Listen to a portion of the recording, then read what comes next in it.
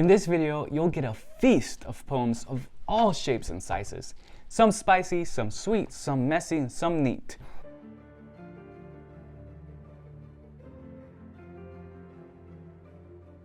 What's up, friends? Welcome to Literally Everyone, where we make literature our life and our life into literature. My name is Igor Noblot. This is day 5 of our 30-day poetry course. Today, I will show you 15 wildly different poems from 15 awesome poets to give you a taste of all the incredible words out there. In fact, I've chosen the quote at the beginning of this video because while you read, you will be able to learn something about each poet and their writing. All poetry reveals something of the writer, but good poetry reveals something about you as well. Keep in mind also that these are examples of what you can find out there in the wild.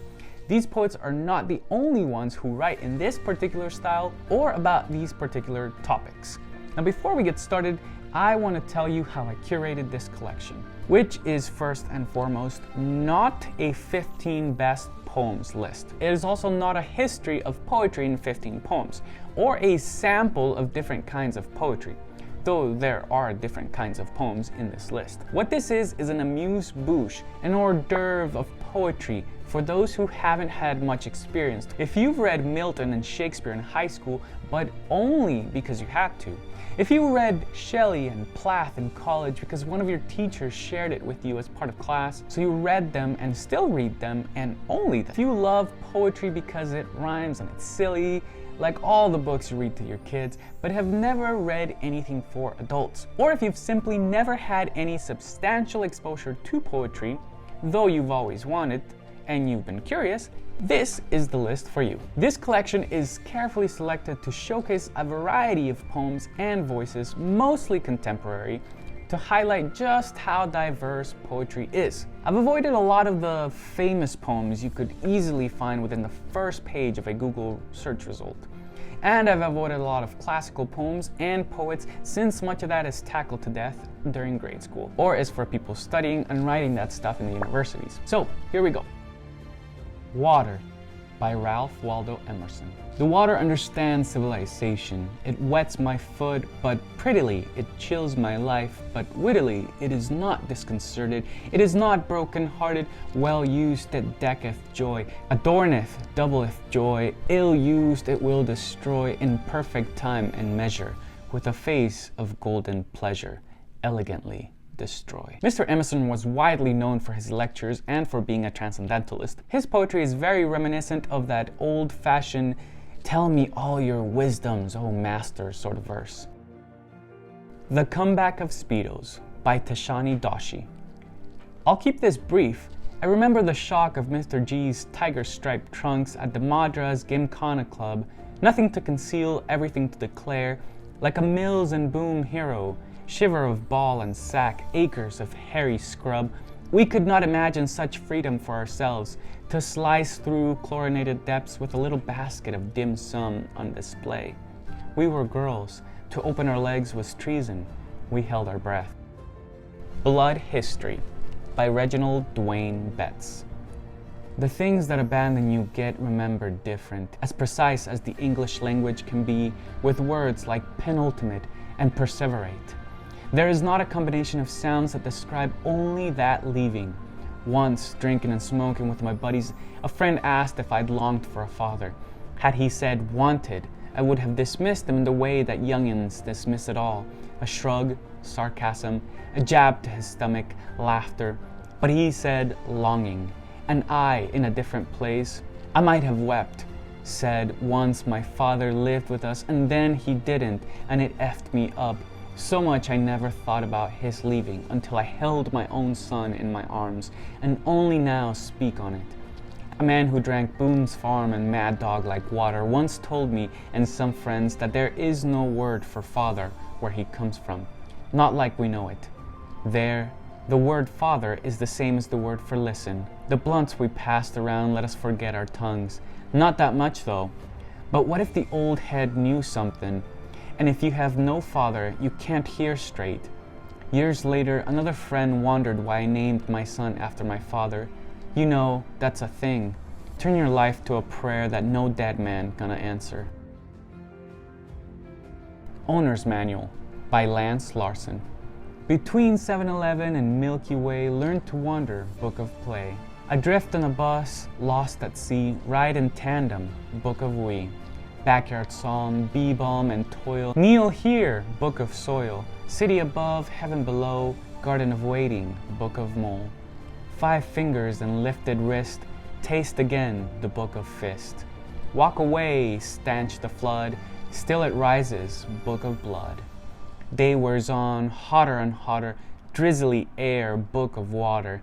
Lung and limb, take it up, never borrow, Book of Tomorrow. Configure a past, bury it deep, fold your arms, Book of Sleep. Dial weather, channel sky, in certain books you never die. The Sad Well-Read Moon by Sebastián Castillo. The moon pushed the book to its face. He was going through a divorce.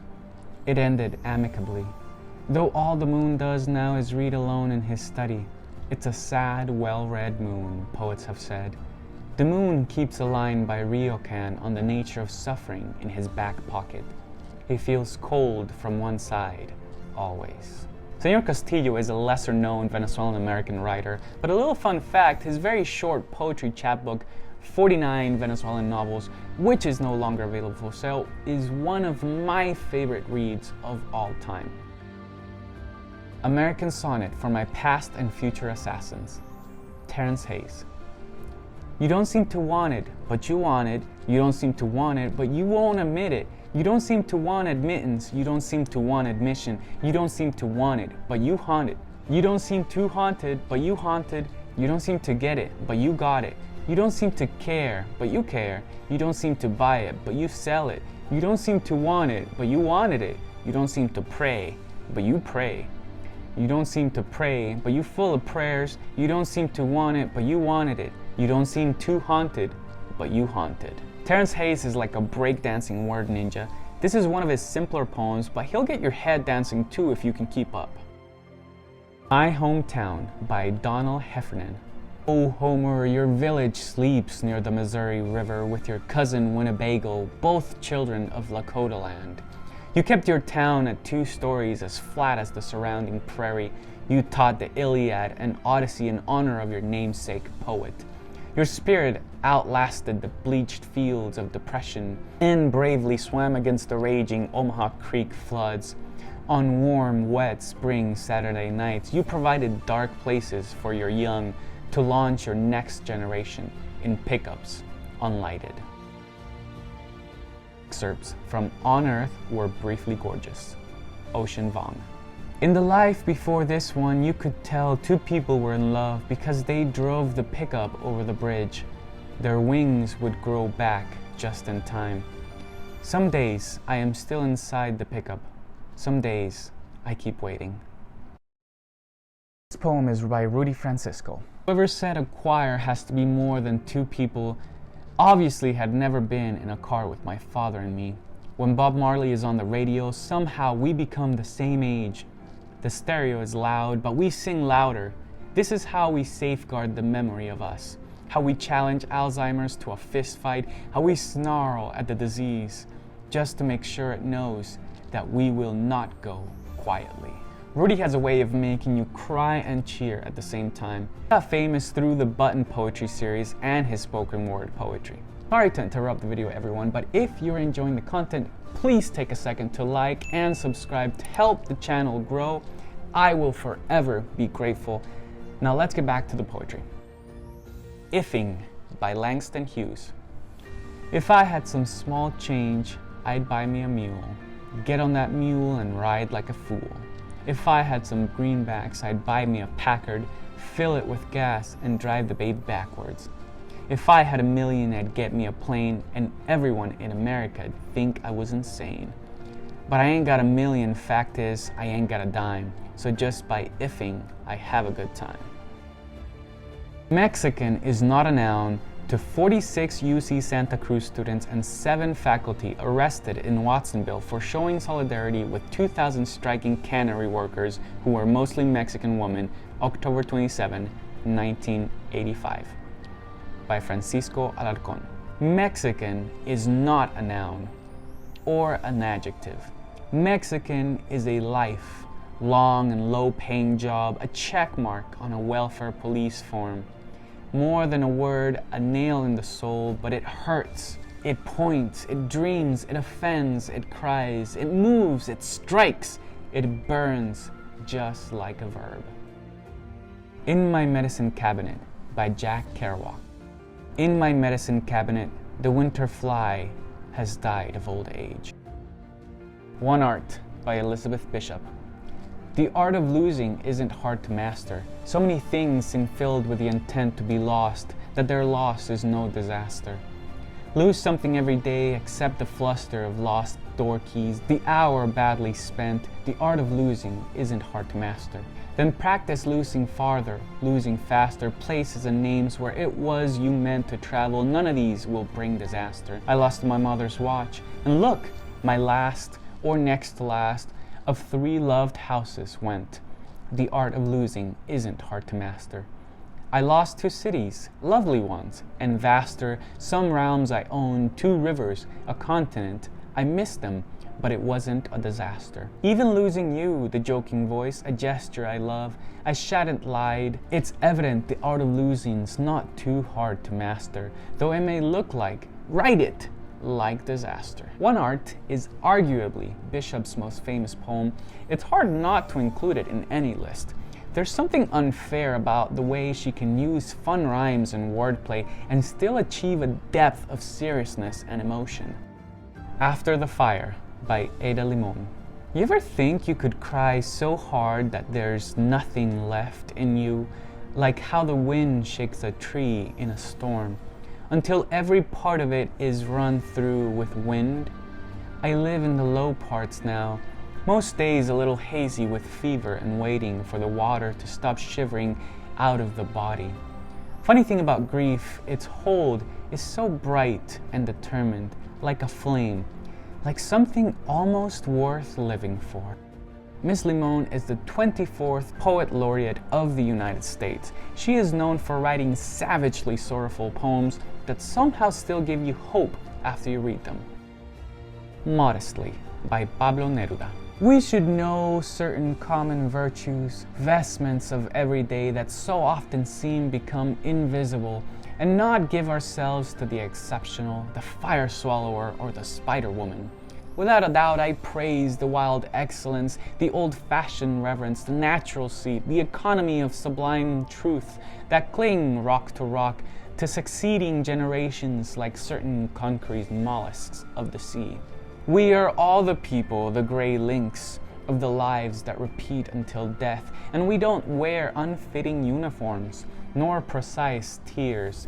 What suits us is communication, clean love, pure bread, soccer, side streets with garbage in their doorways, the dog with complacent tails, the juice of lemon with the arrival of the Pacific fish. I ask permission to be like everyone else, like the rest of the world, and also like everyone else.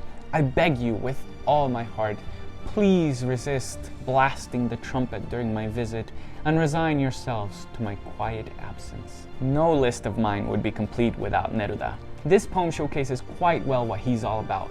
Pablo Neruda was a Chilean Nobel Prize-winning poet who celebrated everything from socks to hanky-panky. And interestingly enough, when I first read an anthology collection of his poems, I understood nothing. But I knew the moment I turned the last page that he was and always would be my favorite poet. Now I hope you found something that tickles your fancy from this video. If not, I'll make another list with more poems, and we're sure to hit something then. Don't forget to subscribe for more poetry and literature content coming up. Our next lesson will be about one of the most popular poetic forms, songs and song lyrics. I'll show you how you can start writing song lyrics and limericks, and as always, thank you for watching, and remember, words like food nourish. See you next time.